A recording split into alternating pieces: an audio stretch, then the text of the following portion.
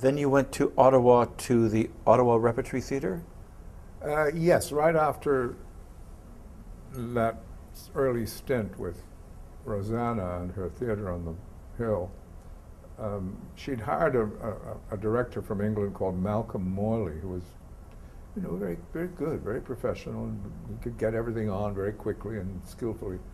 And he organized, with a man called Hugh Parker, the Stage Society in Ottawa. We played in the old La Salle Academy on Geek Street, which is down from, you go down Sussex and turn right, and there's Geek, terrible place run by, Catholic organization run by priests. And they let us have the theater, which we did bi-weekly rep. It was a real theater or a gymnasium? It was sort of theater? like a high school stage, you know, but it was, God, it was so long ago I can barely remember. It was freezing, awful, awful cold, but we didn't care. We were all young, and we were a good bunch. Malcolm was a good captain of the ship. We did, you know, play every 2 weeks, which had to be read by the priests, who would then censor them if they thought there was anything too risque. And I noticed they took an inordinately long time reading the risque plays. They would read them over and over again, just to make sure. But they were pretty fair, so we did a few good things. But of course, one never knew one's lines. That was the terrible thing, because you would be doing bits of See How They Run in The Winslow Boy, you know, you just overlap. If you forgot, oh, well, what was that line in that play we did 3 weeks ago? I better shove that in. That'll sound good. You learn to ad lib. At least it was a school of ad libbing to get yourself out of trouble.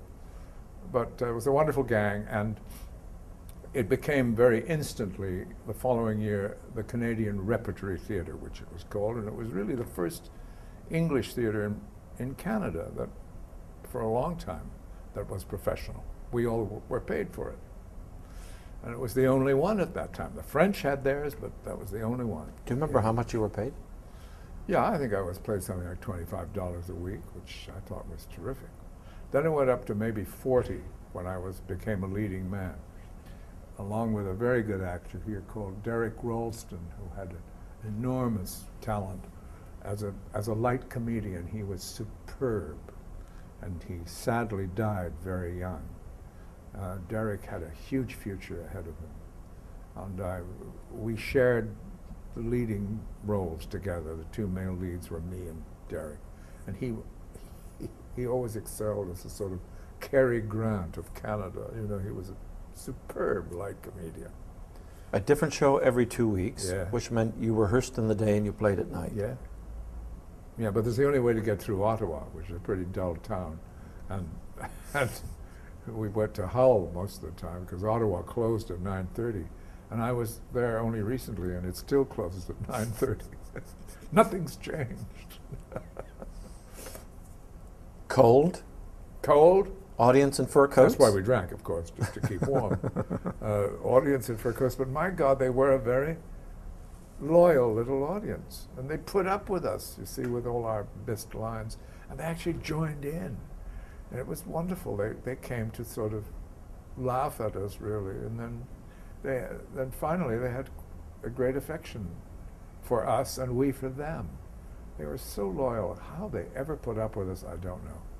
But there were some very talented people in that company. Amelia Hall had taken over as the artistic director of the Canadian Repertory Theatre from Malcolm Morley when he left. And she did some wonderful productions up there with a young Colicos again, Leo Ciceri, Richard Easton, Silvio Narizzano, all names that came out of Montreal, really.